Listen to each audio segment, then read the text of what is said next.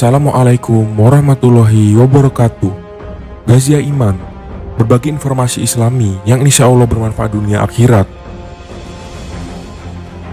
Semua agama pasti memiliki kitab suci yang berfungsi sebagai pedoman hidup dan juga wahyu dari Sang Pencipta. Semua agama juga percaya bahwa isi dari kitab suci merupakan firman dari Tuhan dan merupakan kebenaran mutlak, sehingga tidak mungkin terdapat kesalahan. Karena ketika Tuhan berfirman, pasti Dialah yang maha benar dan kita juga tidak meragukan itu. Tapi bagaimana jika ada kitab yang direvisi oleh manusia? Apakah benar isi dari kitab itu masih merupakan firman Tuhan atau hanya berisi hawa nafsu manusia? Simak penjelasan di video ini sampai habis agar kita semua tahu dan tidak terjadi salah paham. Kalian pernah melihat sebuah video dari channel Tanya Alkitab yang menyangkal kalau Injil pernah direvisi. Saya tidak menayangkan video tersebut karena jika saya tayangkan, dia akan mudah untuk men-take down video ini. Jadi di video itu diterangkan, pada awalnya dia menyangkal kalau tidak ada revisi pada Alkitab seperti versi tahun 1991 atau versi tahun 2000, dan dia mengatakan kalau revisi itu tidak pernah ada. Saya juga sempat bingung kok dia bisa mengatakan begitu. Sekarang kita coba simak faktanya. Jelas-jelas pada Injil versi 1991 dan versi tahun 2000 memiliki beberapa arti dan terjemahan yang berbeda. Seperti pada Yohanes 13:13 yang sering mereka gunakan sebagai pembuktian kalau Yesus adalah Tuhan. Pada Alkitab versi tahun 1912, ayat Yohanes ini berbunyi, "Adapun kamu menyebut aku guru dan rabi, maka patutlah katamu itu karena akulah dia." Pada Yohanes 13:13, terjemahan awalnya adalah guru dan rabi. Ingat ya, guru dan rabi bukan guru dan Tuhan. Kalau kita lihat di Wikipedia, arti dari kata rabi adalah guru atau harfiahnya adalah yang agung. Lalu pada Alkitab versi tahun 1969, Yohanes 13:13, terjemahannya adalah, "Kamu memanggil aku guru dan Tuan, dan tepatlah demikian, sebab memang itulah aku." Nah, di tahun ini tuh guru dan Tuan ya, bukan guru dan Tuhan. Terus arti di belakangnya tuh ada perubahan lagi. Kalau sebelumnya artinya adalah, "Maka patutlah katamu itu karena akulah dia." Tapi yang tahun 1969 ini, "Dan tepatlah demikian sebab memang itulah aku." Jadi kalau kita bandingkan di dua versi ini, itu udah jelas namanya revisi karena memiliki makna yang berbeda dengan versi sebelumnya. Kalau di Alkitab versi terjemahan 2000 ini, artinya juga berbeda.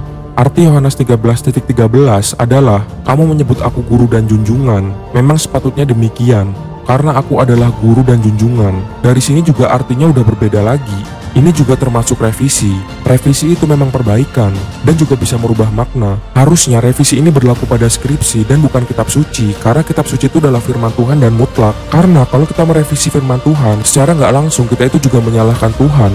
Karena yang patut direvisi adalah skripsi dari manusia, bukan firman Tuhan. Dan di Alkitab versi terkini, artinya berubah sangat jauh. Ayat Yohanes 13:13, artinya, "Kamu menyebut aku guru dan Tuhan, dan katamu itu tepat, sebab memang akulah guru dan Tuhan."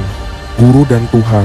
Jadi wajar kalau ada orang yang mengatakan kalau Injil ini setiap tahun direvisi, karena setiap ada terjemahan baru, maknanya selalu akan berubah-ubah.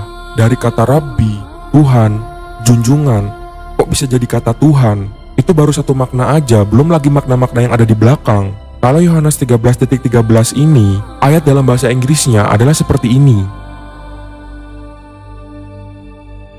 Di dalam terjemahan bahasa Inggris ini kita lihat ada kata Lord. Coba kalian cari terjemahan arti kata Lord.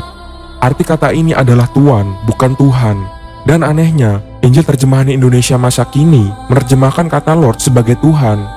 Dulu orang Nasrani tidak bisa menjawab di ayat mana di dalam Bible yang mengatakan Yesus dikatakan sebagai Tuhan. Tapi sekarang mungkin mereka frustasi dan merubah arti Bible serta merevisi ayat Yohanes 13:13 agar mereka tidak kebingungan untuk menjawab.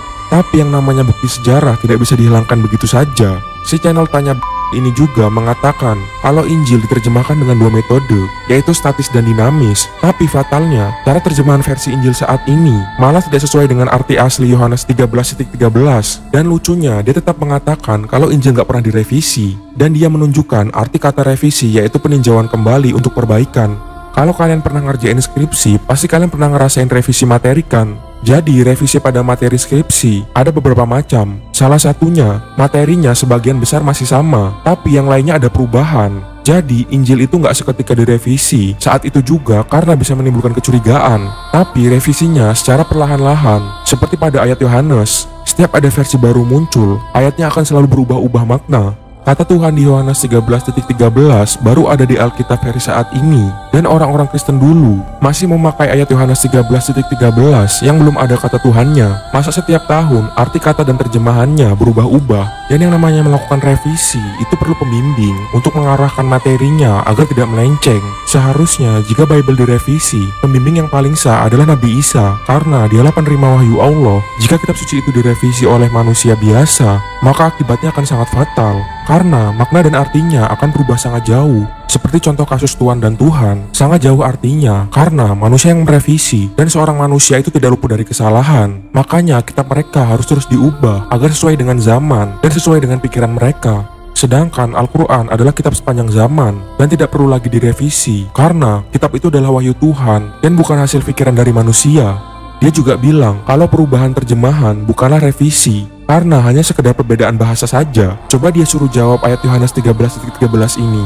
Dari Rabbi, Tuan, junjungan, hingga Tuhan itu memiliki makna yang sangat jauh, dan hal itu tentu termasuk revisi bukan? Atau hal itu malah menjadi bukti kalau Alkitab telah diubah-ubah maknanya. Dia memberikan contoh Matius 5:44 yang perubahan artinya sedikit berbeda. Tapi apa dia berani membicarakan perubahan revisi Yohanes 13:13?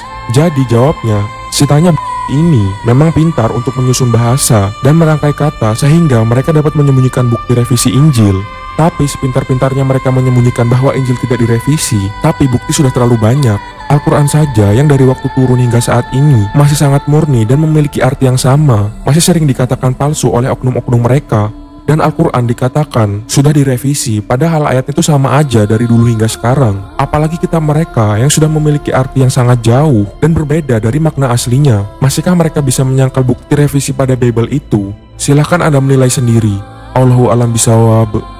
Demikian pembahasan pada video kita. Mohon maaf jika ada kesalahan materi dan penyampaian. Silahkan luruskan di kolom komentar. Dan jangan lupa untuk menekan tombol subscribe dan loncengnya, karena subscribe kalian akan membantu channel Islami ini agar menjadi lebih baik dan menjangkau banyak orang. Assalamualaikum warahmatullahi wabarakatuh.